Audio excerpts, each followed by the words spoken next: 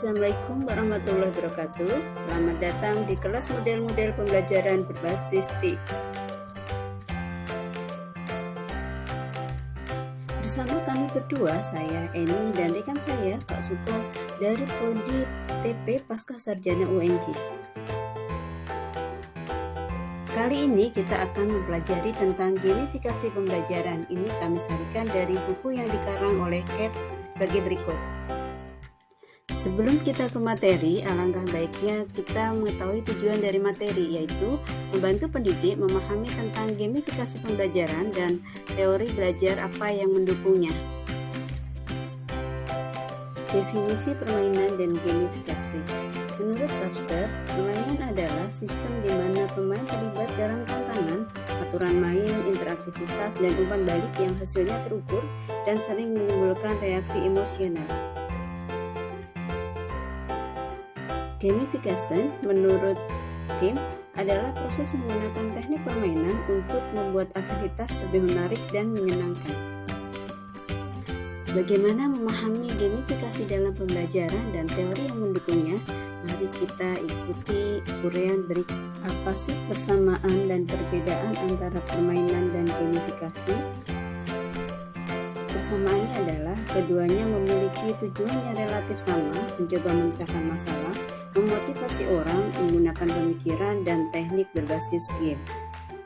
Berikutnya, perbedaan permainan dan gamifikasi.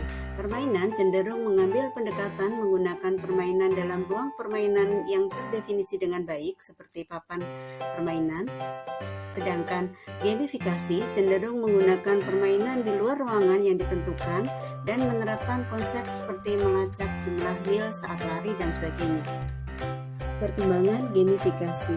Tren gamifikasi berkembang tanpa tanda-tanda melambat. Organisasi Global 2000 dengan tepat menerapkan gamifikasi. Teknik gamifikasi dapat diterapkan pada aplikasi pembelajaran dalam semua jenis industri, mulai dari militer hingga organisasi manufaktur. Profesional, pendidik, dan peserta didik memiliki banyak keterampilan, pengetahuan, dan kemampuan untuk mengambil posisi peran dalam gamifikasi pembelajaran dan pengajaran. Gamifikasi pembelajaran merupakan mekanika berbasis game, estetika, dan permainan berpikir untuk melibatkan orang, memotivasi tindakan, mempromosikan pembelajaran, dan memecahkan masalah. Gamifikasi bukan sekedar penambahan poin atau penghargaan yang dangkal untuk pengalaman belajar. Ada beberapa elemen gamifikasi yang perlu dipenuhi dalam gamifikasi pembelajaran. Apa saja sih elemen gamifikasi dalam pembelajaran? Berikut merupakan elemen gamifikasi. 1. Memiliki konsep abstrak dan realitas. Kemudian tujuan terstruktur dan makna berkelanjutan. Memiliki aturan yang jelas. Melibatkan unsur persaingan atau kerjasama. Kemudian yang kelima, waktu menjadi motivator aktivitas atau aksi. Memiliki level penghargaan, dan yang terakhir memiliki umpan balik langsung dan menarik. Berikut catatan dalam menerapkan elemen gamifikasi pembelajaran. Game adalah sistem yang kompleks dengan banyak variabel elemen. Beberapa elemen diperlukan untuk memberi pengalaman belajar yang efektif. Elemen mengandung keunggulan dibandingkan konten pembelajaran tradisional.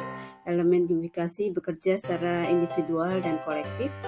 Semakin banyak elemen gamifikasi yang digunakan, maka dapat menciptakan hasil pembelajaran yang semakin kuat.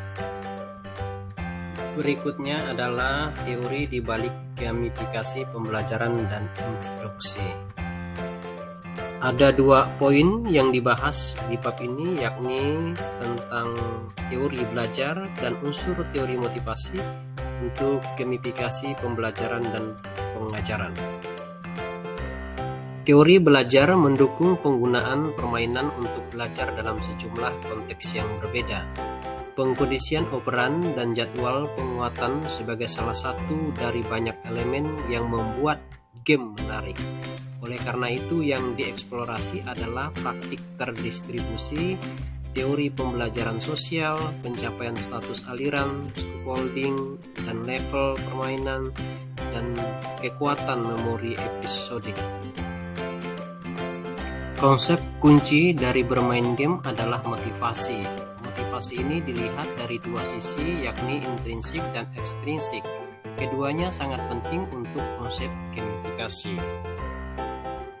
Maka ada 6 model teori dan unsur teori motivasi yang berdampak pada desain gamifikasi dalam pembelajaran dan pengajaran secara intrinsik dan ekstrinsik. Yang pertama, model ARCS menarik perhatian pelajar, berisi informasi yang relevan dan ditujukan pada tingkat tantangan yang sesuai sehingga pelajar yakin dia akan berhasil dan memberikan elemen motivasi intrinsik dan ekstrinsik. Yang kedua, taksonomi intrinsik. Motivasi belajar meliputi elemen motivasi internal dan eksternal seperti tantangan, rasa ingin tahu, kontrol, fantasi, kerjasama, kompetisi, dan pengakuan. Berikutnya teori Malone tentang instruksi yang memotivasi, di mana 3 elemen kunci yang membuat game menjadi motivasi yaitu tantangan, fantasi, dan rasa ingin tahu. Selanjutnya, prinsip desain interaksional lever untuk motivasi intrinsik.